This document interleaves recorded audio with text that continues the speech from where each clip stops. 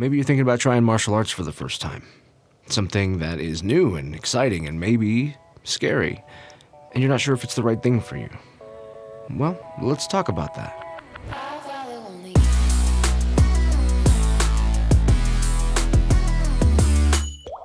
The martial arts is many things to many people. In fact, I would argue that it's something different for every person that's on the mat. One of the things about the martial art that I think is so cool is that it can be something different for everyone.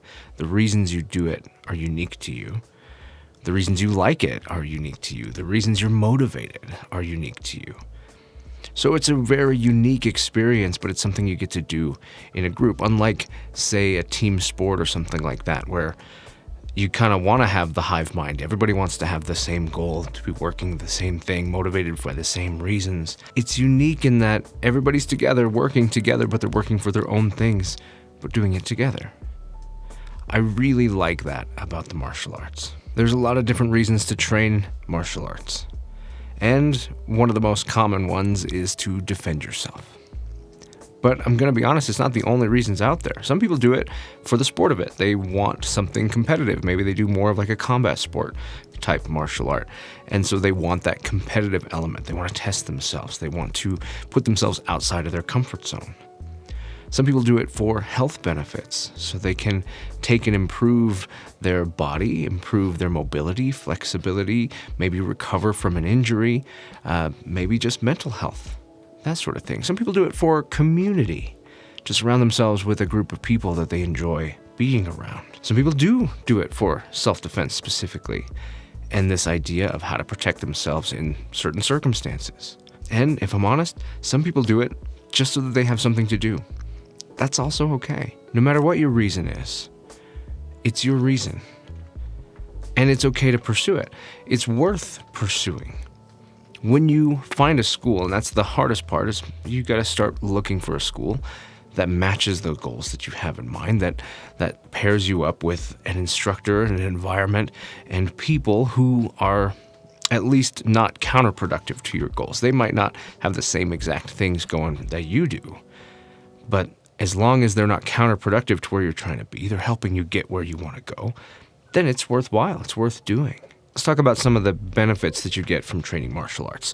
Sure, first and foremost is there's probably a level of fitness and physicality that you're going to gain by performing the martial arts. You're going to gain some flexibility, some strength, some conditioning, some stamina.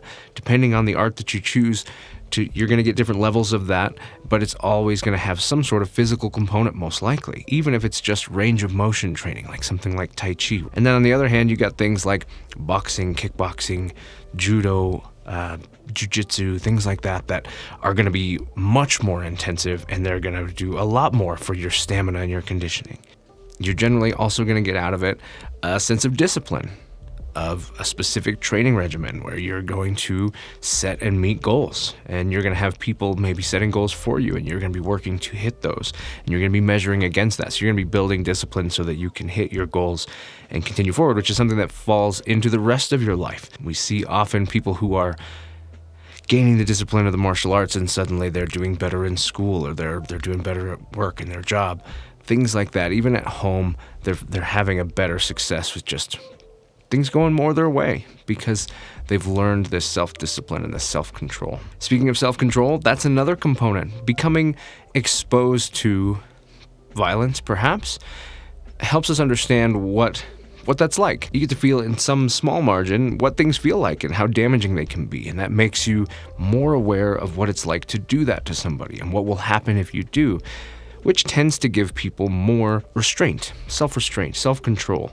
They recognize the impact of their actions and they start to tailor their responses to match the actions that they'd rather perform. So if you don't want to hurt somebody and you know what it would take to hurt somebody, you're more likely to be able to look for that solution otherwise. And by knowing that you're capable of it, you'll also be in a position where you're more likely to feel confident, knowing that you don't have to do that you have that in your back pocket if you need it, but maybe you can talk this out, or maybe you can handle this a different way. So that self-confidence, arguably the most important part of any self-defense modality that you'll ever have, is this ability to be confident in your actions, make the changes, and set the boundaries you need to. that will stop and solve most problems and is the best self-defense training you'll ever have. Generally, you're also going to find a group, a community, a family, people to be around that accept you for who you are, who allow you to work through your own stuff on the mat while they work through their own stuff on the mat. You find people to talk to and share your life with, people who you're comfortable being around, who you're able to fail in front of and be lifted up and supported by them rather than ridiculed or judged by them. These people become very important in your life and really can change your life. And having a good, thoughtful community, a group of people that help you and support you goes such a long way. If there's any reason to get into the martial arts, it's that. There's any myriad of things that you could do and have community, but the martial arts, it's pretty special. Depending on the art that you do, you're probably going to gain some resilience to your own failures, your ability to work through problems that you have. You're going to gain resilience physically, being able to maybe take a hit or do more grappling or some sort of thing that you have ever been able to do before. You're doing more than you've done before. And so you're developing a resilience, maybe a little durability, something you can feel confident in that helps you approach these physical acts better, lets you know and understand what you're capable of and what your limits are so that you can approach life better understanding who you are. In a lot of cases, you're going to gain strength and flexibility and conditioning, stamina, so your general health will become better. A lot of times your goals in the martial arts will start to dictate things in your life, the kind of stuff that you eat, how late you stay out, how much sleep you get, how much water you drink. These are things that just become naturally occurring because you need to achieve your goals and you find that those things are helping you achieve those goals. If you're someone who wants to be a fighter, then what you're going to get out of it is experience. You're going to get to train and you're going to get in the ring or the cage or on the mat with whoever, and you're going to get to put your skills to the test. You're going to work with other people who are putting their skills to the test, and you're going to learn from them and from yourself how to become better at doing this. And then maybe you pursue that professionally or competitively, and you're able to gain from that the goals that you're trying to reach. And the mat, the dojo, the training space, the gym that you're in will help achieve those goals for you and make you a better fighter. And like I said, maybe your goal is just to have something to do. There are so many different types of arts out there. You're going to always be able to find one that gives you something to do that fits within your parameters and allows you to express yourself and spend your time doing something that you love in your own way. And it's pretty amazing how easy it is for people to find something that they love to do that maybe they never thought that they would. So what kind of art should you train? Well, there's a lot of different ones. Like I said, if you're doing combat sports, you've got your boxing and your kickboxing and your judo and your jiu-jitsu and your wrestling and your sambo and all of these things.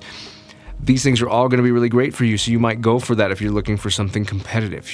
You're probably, if you're in that group where you're specifically looking to fight or become a fighter or compete, you probably have an idea what you'd like to do. And there's many gyms that do that, but maybe that's not your goal. Maybe my goal is to improve my body. We get a lot of people in our dojo who maybe they just had surgery, knee surgeries, knee replacements, hip replacements, things like that. They need to redevelop range of motion. Well, something smooth and gentle like Tai Chi that takes you through range of motion is a really great way to work through your recovery and to build that back, build your balance, build your confidence that you're not going to fall or be hurt, that you build that strength back in that joint gently and not aggressively so that you can have that recovery go as well as possible. Maybe you're looking for that mental component or that gentle physical component where you're building your body up, but you're not necessarily getting competitive, and you have plenty of options in your traditional arts, taekwondo, karate, jiu-jitsu. Jiu-jitsu's excellent, judo. These arts allow you to get in there and go to your own pace usually. You don't have to become a competitor just because those arts might compete, so you still get a lot of benefits of working through those same things. And you get to do your solo training, and you get to do your partner training, and you might get to do your sparring if you work in an environment that does sparring. And so you get to build up that physicality while also working through your own headspace and just having somewhere to be, to feel away from everything, where you can leave outside, but maybe going to the gym and just working through weights is just not do it for you. It leaves you in your head too much or something. So you get on the mat and you drill and you get to work through that same strength and conditioning type situation, but you get to do it in a way that's interesting and keeps your mind engaged and is challenging to you so that you can't get lost in your own thoughts and you can actually get away from your thoughts sometime. There are so many reasons that you might want to train, so many different things. This is just barely scratching the surface, but hopefully it's got you thinking about the idea that maybe the martial arts is for you and that there is something for you. So what are my recommendations? My recommendations are that you try a few different schools. A lot of schools will have a trial period, a demo period. You can go, especially as I'm recording this video, it's January, it's the new year. That's all the gyms and dojos know that a lot of people want to try something new at the beginning of a new year. Maybe that's the catalyst that's getting them moving. So a lot of times there'll be trials you can do, and maybe they're longer than normal. That's it. Let you get on the mat and check it out. And I encourage you not just check out one school, try a few schools. Because you can find an art that you like, but maybe not like the teacher. Maybe the group doesn't make you feel comfortable. Maybe the facility itself has things that make you feel uncomfortable. So try a few, and you might find an art that you like, and then later find an art that you like with a place that you love, or something like that. Or maybe the first one is exactly the one you want, but it's good to get some perspective before you really lock in and start going, because it's generally going to be about the teacher. That's my second recommendation, is the teacher matters. Who you choose to trust, and it is an issue of trust, who you choose to trust to teach you and take you through this path, who's going to help shape you and color your understanding of the martial arts. That's an important deal, and you want to be comfortable with this person. You might need them to challenge you. You might need them to push you, and that's okay. If you need that, you might need that, and it's okay to have it. But you want to make sure that you can trust that they're going to push you where you should go and not places you shouldn't go, or to do things that you don't want to do or you don't feel comfortable with.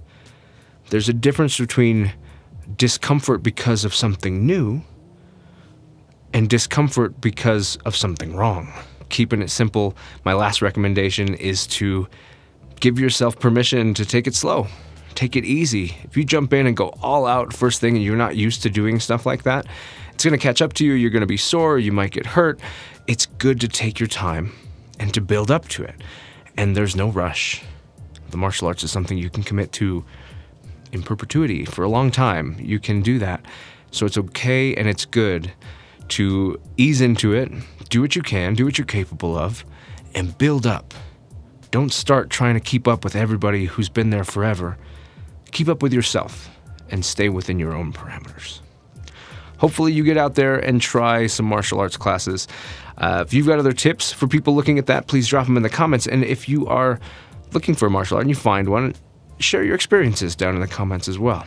In the meantime, you can always come back to this channel for other tips and thoughts and theories on what you should look for in the martial arts and how to approach this big wide world. I'm Ken.